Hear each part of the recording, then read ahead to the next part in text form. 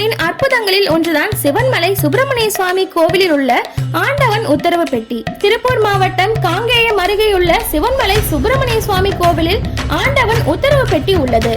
முருக பக்தர்கள் கனவில் முருகப்பெருமான் உத்தரவிடும் பொருளை இந்த பெட்டியில் வைத்து பூஜிக்கப்படுவது நூற்றாண்டு கால வழக்கமாக உள்ளது. அடுத்த உத்தரவு வரும் வரை முந்தைய பொருள் பெட்டியில் வைத்து பூஜிக்கப்படும். இந்த பெட்டியில் வைக்கப்படும் பொருள் சமுதாயத்தில் ஏதாவது தாக்கத்தை ஏற்படுத்துவதாக அல்லது நடப்பதை முன்கூட்டி கணிப்பதாக அமையும் என்பது பக்தர்களின் நம்பிக்கை. கடைசியாக கடந்த ஆகஸ்ட் மாதம் பசுவுடன் கூடிய கன்று பொம்மை வைக்கப்பட்டது.